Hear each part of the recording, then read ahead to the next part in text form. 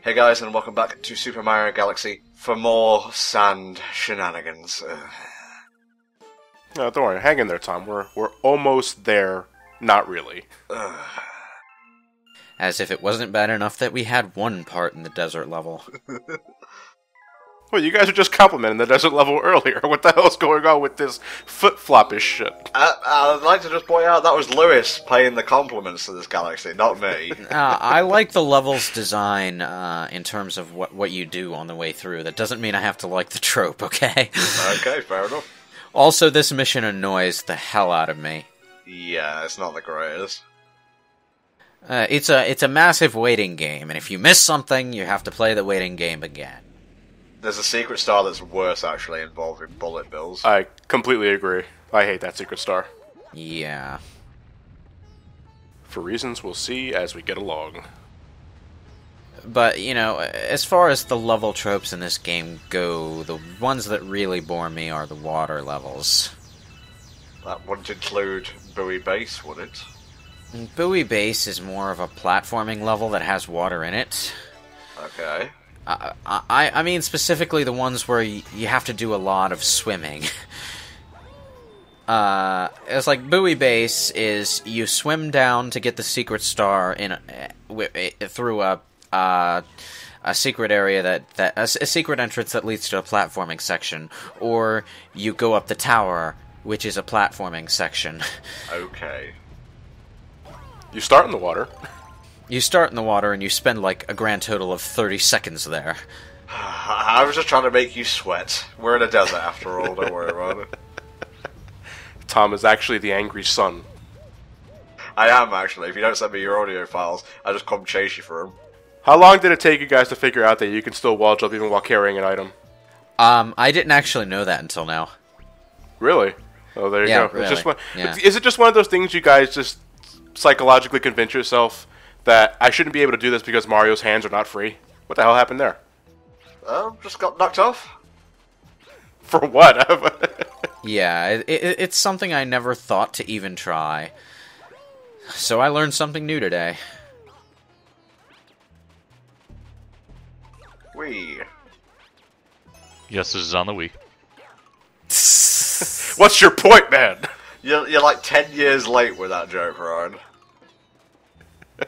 Well, shit, actually, in a couple of years, you will be 10 years late. That's scary. Now, the Wii came out in 2006, so next year I'll be 10 years old. No, this game came out in 2007. Don't test me on my Mario lore.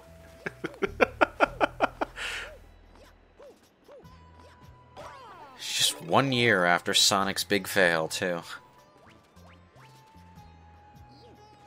You know, this is one of those areas where I really wish I had full control of the camera, because trying to see what's beneath me is a crapshoot. And you basically have to memorize which side of the pillar has what underneath it, if you're trying to land on the treasure chest or something. Also, the respawning Koopa Trooper at the top is a bit of a dick.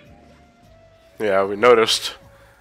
Also, I think this is the first time in where Mario's... Well, in a 3D game anyway, where Mario's wall jump is now set at a certain... Like, if you jump at a certain angle, Mario will stay locked on that angle until you reach your destination or stop.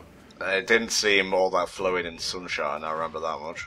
Well, yeah, I know in 64 and in Sunshine, you can You can angle it while you're doing it. you can influence Mario's angle while you're still in the middle of wall jumping, which is kind of disorienting. But it's also how you were able to get to certain areas faster than others. I think in Galaxy they finally fixed the angle so you can't really do much with it except when you're spin jumping. Goodbye, Space Pokey. See you in hell. In Super Mario Sunshine, you had the ability to wall jump diagonally off things, and you were supposed to use that to get to certain things. In the Galaxy games, I think you can only wall jump straight off of a wall at a perfect right angle, which really limits what you can do with a wall jump, honestly. It basically, you're not going to get much height unless you've got two walls right in front of each other. Word of advice. Once you've broken this thing, start running. There you go. Oh, it's like an inverse. Oh, Galaxy, you're throwing me in for a loop here, man. Oh, every platformer has to have a section like this where the ground is slowly rising. Well, and in this case, I guess it's a ceiling. Pretty much every desert thing ever has a sand filling up underneath you thing. Like Sandopolis has this. I think there's one in 3D World as well. Sonic 4 Episode 2 did it. Yeah, it's the most common desert level thing I've ever seen in a video game, so... Color me unimpressed. This gets Lewis's stamp of anti-approval. Hey, it was worth a medal. Does the sand fill up past this floor? That'd be kind of awkward if it did. It's like, I've never actually stopped to see if the sand stops at the top floor. So... It's like, once you get there, you see the star, you just run for it. There's nothing else to get. Subscribers, assemble! Has anyone stopped and just not gotten the star and waited for a few seconds to see if the sand fills Yeah, up? Mario just tires out the very last second. Leave a comment below. Ooh, a secret green star. Oh, they're not even being subtle anymore.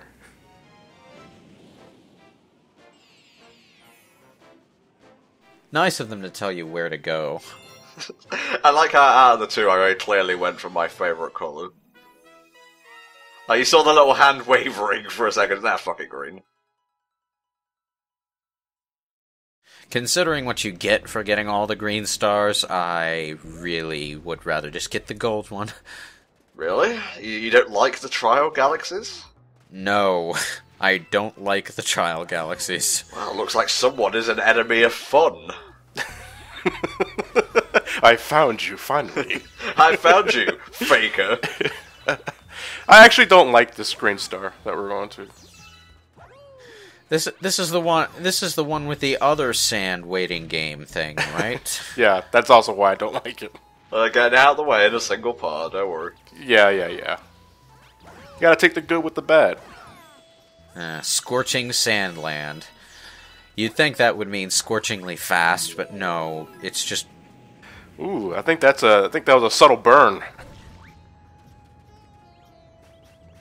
You never realise how bad puns are until you're on the receiving end of them. Oh, I didn't even realize... Oh, I'm sorry.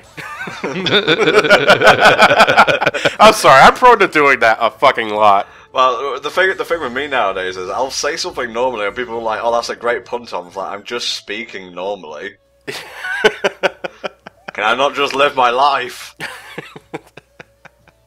That's not quite as bad as what I did yesterday. Someone was waiting for a Team Magma shirt in the mail, and I asked them why they were waiting for it, and I asked them if they were cold or something, and I didn't even realize that I'd said that after they told me it was a Team Magma shirt. Actually, no, I just want to destroy oceans, actually. Stupid oceans. What have they done for me? Apart from provide life that we can eat. Yeah. That's like one thing, though. I'll take it with Kiorg. I'll have to answer to him. Now, this is something Galaxy 2 does a lot, where you rocket toward a planetoid and wind up going through a pipe into an indoor thing. It's like, Galaxy 1 does it a few times, but Galaxy 2 does it all over the place. And that always stuck out to me. With the amount of coins they throw at you in this level, and other instances too, you'd think the 100 coin stars would be still in this game. I'm glad they took them out. Well, yeah, I'm not saying I missed them at all. But I can't help but think that, like, at some point during its development, they still had those as a thing, and I'm glad they removed those. You brought that up in your 64 review, didn't you, John?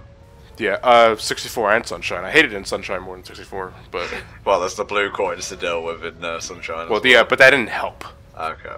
Well, here's the thing. You still get a life for having 50 coins, but there are actually so few galaxies where you'll get 50 coins. So it's kind of, you know... It's these levels that throw crap loads of coins at you where you actually want to bother picking up coins at all. Otherwise, they just count toward your score, which is literally just the maximum number of coins you've gotten in a run through that level. It doesn't even count a score for each individual star mission, I don't think. It's just like, what's the highest number of coins you've gotten at any one run through any part of this level? So the name of the game here is to collect all the silver stars to create one golden granddaddy. Don't ask how to change his color. We ask you not to ask these things. George, no! Miyamoto, no! I asked them not to! No! Oh, you just missed it. I hate when you miss something in this area. Well, I'm sorry, okay? I'm not perfect. That wasn't a rib, damn it!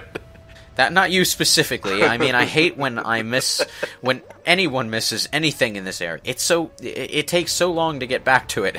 You have to wait for the sand to go all the way to the end, and then you need to wait for those few seconds to pass before the button will be pressable again, and then you need to wait for the sand to progress back to whatever it was you missed, and God help you if you miss it again.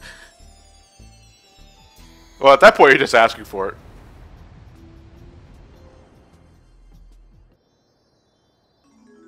All that for a frickin' green star that looks like it's gonna puke in your face the moment you pick it up. Ooh, someone's had a bit too much to drink. Hey, you seem a little bit bitter there, Lewis. Yeah, you have a bit of problems with the water-based Trial Galaxy. I actually don't have many problems beating the Trial Galaxies, I just don't like playing them. What sense does that make? The bubble-blowing galaxy is long and tedious. The rolling galaxy is really precise, so you have to go at the speed of a turtle to get to the end without risking death. And the surfing level is so bumpy that it's awkward to play. Please tell me you're not going to go straight to the Trial Galaxies. No, we won't be getting there for quite a while, actually. Thank you. Never let it be said that I don't do anything kind for my friends. Ooh, prankster comment. Speedy one at that. Wonderful, so we get to watch another mission that we've already done. Now the Comet Observatory music is starting to get a little more grandiose. It's a little detail that I like in Galaxy. Galaxy 2 does it as well. Oh, when you open up new domes, it basically adds another layer. Yeah. A Link Between Worlds actually does a similar thing in Lorule Castle. Ah. Yeah. When you open up a new section of the castle, like a new floor, it adds like another instrument or layer. I'll have to go back and visit that game for like the 17th time. Of course, that means the OST has like 5 versions of the observatory theme. Well, they'll probably just mix them all in at once at some point. Alright lads, we're covering old ground here. Anyone got any topics to bring up? Sandblast speed run, exactly what it sounds like. Just get to the end before time runs out. You have plenty of it. Anyway, we've heard from like different sources that there's actually not going to be any major Mario titles coming out this year. Do you buy that besides Mario Maker? I think they've got a pretty full plate with Xenoblade X, Kirby, Splatoon, Yoshi's Woolly World. They're not hurting for major titles, honestly. No. I was talking Mario specifically. But... Mario needs a break. Yeah, Mario needs a break, and we are getting the Elder Scrolls 6: The Legend of Zelda this year, so, well, hopefully, provided it's not delayed again. I imagine it will be, to be honest. This is like the biggest Zelda ever. It needs a bit more time in the oven. Yeah, it's like, I saw that, like, they were talking about it recently, and it's like, oh, there's going to be a big emphasis on side quests in this one. Oh, yeah, it is the Elder Scrolls. They're just making a frickin'... and you know what? I'm all for that, because it's like the Elder Scrolls with combat I can actually stand. Because, yeah, I love the Elder Scrolls to pieces, but it's a first-person shooter with a sword, in terms of how the combat plays, and it's so awkward. The hidden rage of Lewis. Now, I've never ever made a secret of how I feel about this. Combat in the Elder Scrolls is balls. It's like, I can stand fighting in the Fallout games, because you have a gun in the Fallout games, so the first-person shooter control makes sense. And you have VATS as well, so you can just target the head straight away. It's like, have you ever tried playing the arena in Oblivion? No. Unless you switch to third-person camera, which makes the control feel even more awkward, even though it controls exactly the same, just because of the perspective. But if you don't switch to third-person, your opponent constantly strafes around you, out of your camera's view, and that makes it really hard to track where they are, so that you can turn and face them and not get wailed on from the side or behind. And, I don't even know who thought it was a good idea to design the game like that. And the ironic thing about all this is Lewis is actually the spokesperson for the Elder Scrolls series. Well, oh shit, I'm fired now, aren't I? I love this game, but let me tell you what I hate about it. That's the MO for Hellfire and Brain Scratch, I think. Well, you know, it's like I love the open world questing and the world building and the overall exploration value in any given Elder Scrolls or Fallout game, but there are also just these really glaring design problems that they don't seem inclined to get rid of. Hellfire Scratch, we love games, I think. You know what games I really like? F-Zero. Too bad we're never going to get one because Miyamoto said we need a new controller for it, even though it's worked just fine with regular controllers for the past 20 years.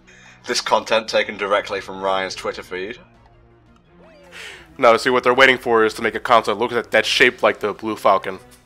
Yeah, that's what Miyamoto was saying. They're gonna wait until Ryan passes on and then release a new F-Zero game. So basically, they're going to wait until they can release home racing arcade cabinets. Yes. That makes sense. Oh, thank God we're done. We shall see you guys next time, where hopefully we won't be in a desert. See you then.